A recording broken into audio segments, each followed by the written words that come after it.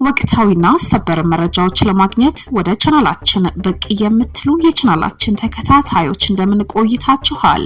የሰዓቱን ሰበር መረጃ ይዘናል። ዓለምን ያስጨነቀ የቆየው የኢራንና የአሜሪካን ጦርነት ሌሊቱን ቀዝቀዝ ብሎ አድሯል። ኢራንን ካልደመሰስኩ እንቅልፍ የለኝም ያዙኝ ልቀቁኝ ስትል የቆየችው አሜሪካ ለስምምነት ዝግጁ ሆናለች። ኢራንና አሜሪካ የሆርሙዝ ወሽመጥ ተከፍቶ መርከቦች እንዲያልፉ የሚያስችል የሁለት ሳምንት የተኩስ አቁም ስምምነት ተደርጓል።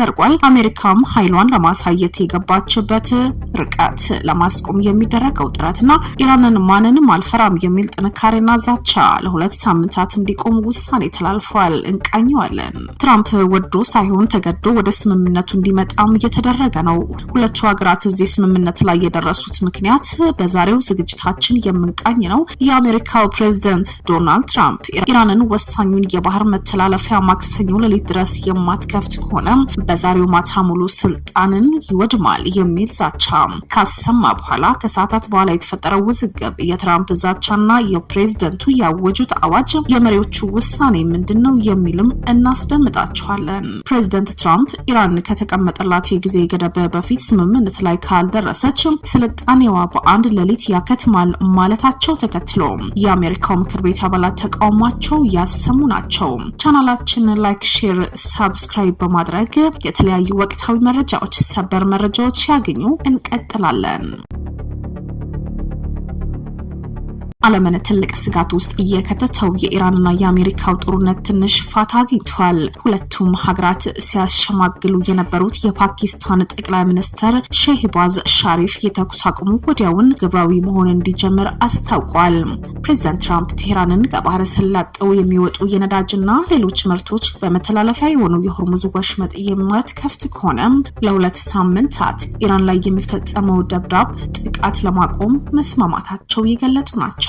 ትራምፕ በትሩዝ ሶሻል ማህበራዊ ሚዲያ ገጻቸው ባሰፈሩት ጽሑፍ በዚህ ጊዜያዊ የተኩስ አቁም የተስማሙት ሁለቱንም ወታደራዊ ግብ ላሳኩ እንዲሁም ከዚያ በላይ ስላገኙ እንደሆነ ጠቅሰዋል። በዚህ ሁለት ሳምንታት ውስጥ ኢራን ከወታደራዊ ኃይሏ በመቀናጀት በሆርሙዝ ወሽመጥ በኩል መርከቦች እንዲያልፉ ፈቅዳለች። ኢራን በበኩሏ 10 ነጥቦች ያሉት እቅድ ይፋ አድርጋለች።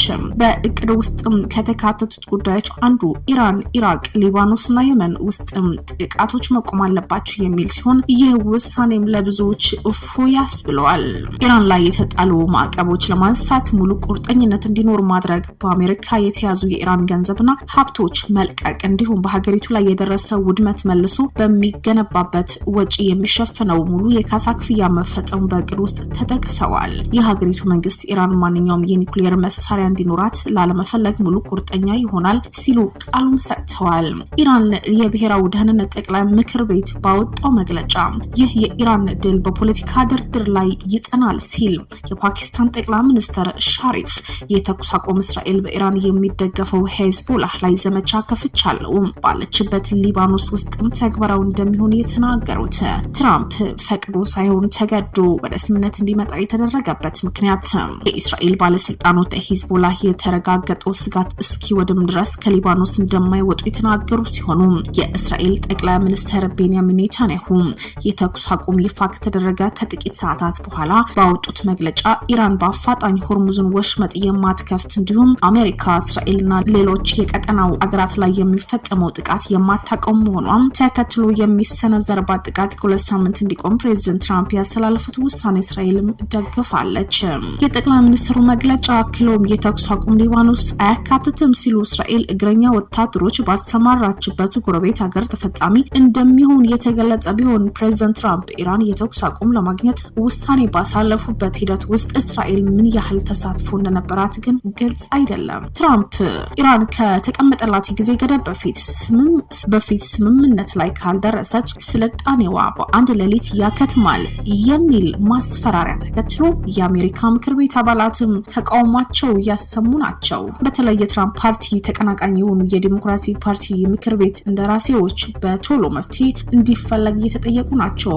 በማያገባን ጉዳይ ላይ የገባን ጦርነት ውስጥ እየተዘፈቅን ነው፣ እየታገልን ነው፣ ብዙ ወታደሮች እያለቁብን ነው የሚል ተቃውሞ ያስነሳው የትራምፕ አገዛዝም እንዲሁም ኢራንን ለማጥፋት እያደረገው ያለው እንቅስቃሴም ብዙ ተቀናቃኝ አግኝቷል። በአሜሪካ የህግ መወሰኛ ምክር ቤት የዲሞክራቲዎች መሪ የሆነው ሸክ ሹመር ይህ ግለሰብ በጥሙ የታመመ ሰው ነው፣ ይህ የግዴለሽነት ጦርነት ለመቃወም ፈቃደኛ ያልሆነም አንዳንዳቸው የሪፐብሊክ ፓርቲ የምክር ቤት አባላት ለየትኛው አይነት አስከፊ ዳፋ ኃላፊነት አለባቸው ሲሉ ሪፐብሊኩን ወቅሰዋል። የዲሞክራቲክ ፓርቲ መሪው ሐሰን ጃፍሪስ በበኩላቸው ዶናልድ ትራምፕ በግዴለሽነት የገባበት የኢራን ጦርነት ወደ ሶስተኛው የዓለም ጦርነት ሳያስገባን በፊት ምክር ቤቱ ማቆም እንዳለበት፣ ይህ እብደት በማስቆም በኩል ሁሉም ሪፐብሊኮች ብሔራዊ ኃላፊነት አለባቸው ሲሉ ምክር ቤቱን ቀጥ አድርገዋል።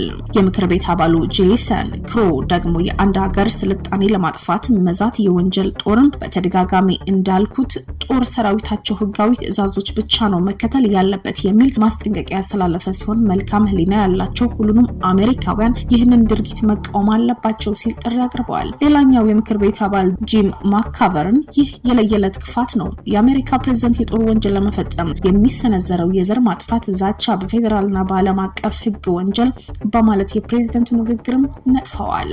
በስተመጨረሻም ይህ ብቻ ሳይሆን ፕሬዝዳንት ትራምፕ በኢራን ላይ ጥቃት ከተጀመረበት የካቲት 21 2018 ዓ.ም ጀምሮ በተለያዩ ጊዜያት ማስጠንቀቂያና የጊዜ ገደብ ሲያስቀምጥ ቆይቷል። አሁን 2 ሳምንቱ ስምምነት አልደርስም፣ ኢራንን ካላጠፋው ቁጭ አልልም፣ ሙቼ ይገኛሉ ሲል የነበረው ፕሬዝዳንቱ አሁን ተገዶ ወደ ስምምነት እንዲመጣ የተደረገበት ብዙ ምክንያቶች አሉ። ጦርነት በተጀመረበት በመጀመሪያው ሳምንት ኢራን እጅ የማትሰጥ ከሆነ ከባድ ውድመት ይደርስባታል በማለት በመግለጽም ፕሬዝዳንቱ ከማስጠንቀቅ አልፎ ከ6 ሳምንት በኋላ የኢራን ስልጣኔ በአንድ ሌሊት ዶግ አመት እንደሚያደርጉት እየዛቱ ነበረ። ይህ በመዛትና በመቀለድ የሚታወቁ ፕሬዝዳንቱ ቀደም ሲል ፕሬዝዳንት ትራምፕ ያወጧቸው ማስጠንቀቂያዎችና የጊዜ ገደቦች እየተራዘሙ አሁን ዛሬ ሌሊትም 9 ሰዓት ላይ የሚጠናቀቀው የመጨረሻው የኢራን መሪዎች ያላቸው እድል መሆኑ አስጠንቅቀዋል። ይህንን የሰማች ኢራንም ወደ ስምምነቱ ከመምጣቶች ሌላ አማራጭ የላትም። ለመሆኑ ባለፉት 6 ሳምንታት ፕሬዝዳንት ዶናልድ ትራምፕ ለምን ያህል ጊዜ ማስጠንቀቂያና ጊዜ ገደብ አስቀመጡ የሚለውን መጋቢት 12 2018 ዓ.ም ላይ ኢራን በ48 ሰዓታት ውስጥ የሆርሙዝን ወሽመጥ ካልከፈተች ከትልቅ ጀምሮ ያላት የኃይል ማመንጫ ፍርስርሳቸው አወጣለው ሲል ዝተው ነበረ።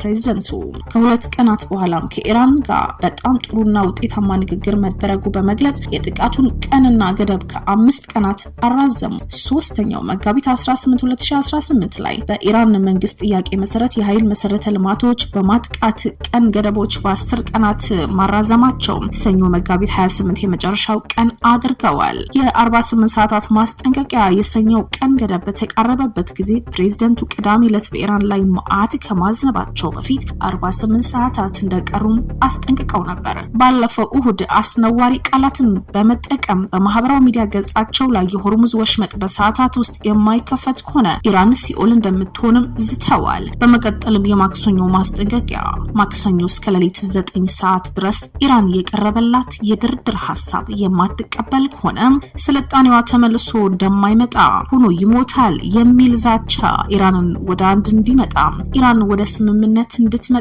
ያደረገ ይመስላል። ወቅታዊና ሰበር መረጃዎች ለማግኘት ወደ ቻናላችን ብቅ የምትሉ የቻናላችን ተከታታዮች ተጨማሪ አዳዲስ ወቅታዊ መረጃዎችን ቻናላችንን ላይክ፣ ሼር፣ ሰብስክራይብ በማድረግ ይከታተሉን። ሪከርድ ዞን